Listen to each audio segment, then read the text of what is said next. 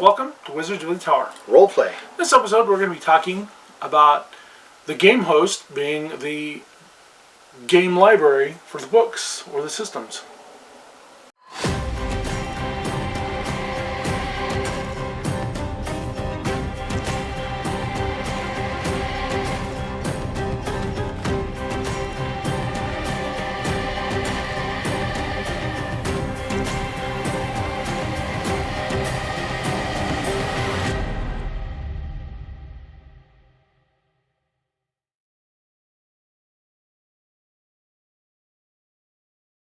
Hey, I'm DMing this weekend, and I know you've got all the books for the game. Can I borrow them all? Why would you want to borrow all my books? Don't you have your own? You're the DM. No, I just instead of me hauling, the books, all the books over, I just thought I'd borrow all of yours. Oh yeah. I don't like to lend books out. I'm sorry. Oh, gee. Yeah. Guess you can't play. So, kind of a controversial subject here. Oh yeah. As a game host, if you're hosting a game at your house, should you supply all the books or materials for the game session? My thought, as a person who owns a lot of the books, is no. Yeah. I'm not going to play devil's advocate because I don't disagree with Delaney at all on this. Yeah. I think that if you want to play and you're willing to play, you should get the books. Yeah. Your own self. That includes being a DM and as a player. Absolutely. Yeah. Now, why should you, as a host, supply the books? Well, okay, yeah, it's easier to just grab all the books that you've got off the shelf for the person to DM with or the players to use, passing the book around the table and everything else. And to me, that's the only reason why to do it. Yeah. That's what I see. Yeah. No, the reason why I say no is I've had too many books go missing, too many books get damaged, and there's the sheer cost. If I'm hosting and people are expecting me to always have the books, and you're a player and you want to play that character out of the supplement number 92, and I don't have it, and you don't have it, well, or maybe you want to play it, maybe I have it, well, now they're going to want to borrow the book and use the book, and now it's going to get damaged, or it's going to go missing. That's why they do go missing. Is somebody says they stick it in their stack of books, and then they forget about it, and then they don't bring it back. They don't bring it back. Or when they bring it back, it's damaged. Yeah. You can tell we love books. Look, this is only like a third of the amount of books we have. I'd say it's probably about a quarter of the books. Yeah, this room we're in right now is actually a giant library of thousands of books that we have. I'm a bookworm. I'm sorry, We both are. I love books, and I can tell you that I've lent people books and they've never given them back. And not just game books. Yeah, just regular books, and I have a vendetta against people who don't return books. Yeah. They're worse, in a sense, than people who return books that are damaged. Well, at least they're giving them back to you. Sure, they're damaged, but at least they're giving them back. The thing is when you lend books to people and they don't give them back, I'm thinking to myself, well, did they think it was a gift? Because I never said, hey, here, you can have this. Yeah. It's happy birthday. I never implied it was a gift. I was going to lend you this book, you were going to read it, and you were going to give it back. Right. Well, when you don't get it back, or when you confront them about it and they give you some wishy-washy answer, and you're like, oh shit. Oh, gee, I left it at home, and then next time, oh, I left it at home, and next time, oh, I left it at home. You're never getting it back, folks. And kind of here's kind of a story on that, and it wasn't a book; it was a videotape. Oh yeah. I was playing in a band, and this person wanted to borrow a videotape, and I lent it to him. I never saw that person for 3 years, and I bumped into him again. And they had it on them, just luckily, and I got it back. That was luck. That is luck. And but we've had books that have had that, where we've lent somebody a book, and then we never see them again. Yeah. So consequently, I don't ever lend books to people. I recommend books to people all the time, but I never lend them out ever. And as a game book, these books, when you're talking first edition, you're talking a $12 book when they first came out. Now some of these books are selling for, $50, $100 plus. Yeah. And a Pathfinder book, you're talking almost a $60 book there. Yeah, that's a So- significant investment. Yeah. So as a player, if you're going to play the game, technically you should have the book. Now, Yeah. our pirate board game, not everybody has got the book, but you don't need it. Well, most people have got it now. There's been a couple that haven't. Yeah, but they still show up with it. Most people have gotten it now. So, Pirate Board is so simple you don't actually need the book. No. But if we were playing Pathfinder and someone didn't have And they're playing the a basic, spellcaster. yeah, if they're doing Pathfinder and they did not have a core rule book, I'd be like, look, I'm not giving you mine. Get your own. If you want to play, that is an investment that you make in this group.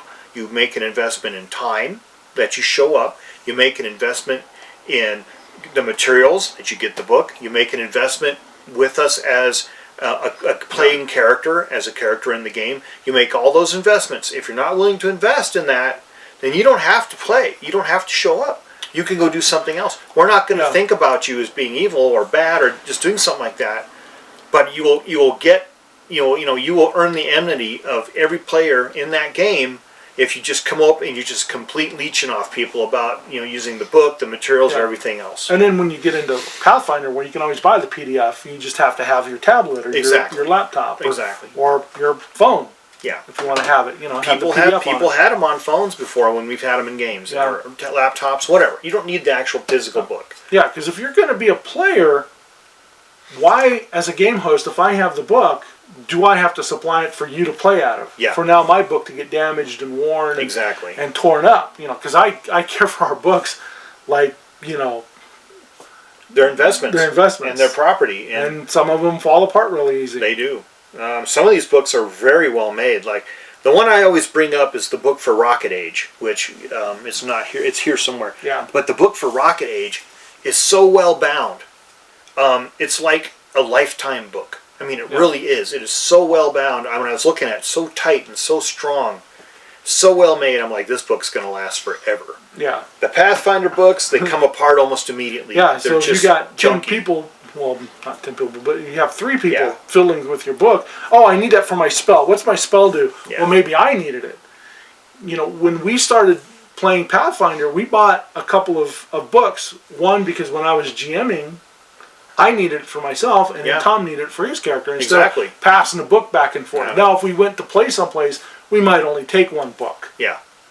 And that just depends on how advanced you want to get in the game system. If you need 30 books. We've had players before who've shown up at our games with huge bags full of all the books, and I've always appreciated that they had their own books. However, there were instances, and I think that they pilfered our books one way or the other by slipping them into their own pile and got away with it. Yeah. So that happens. Now, I have had books stolen from me before.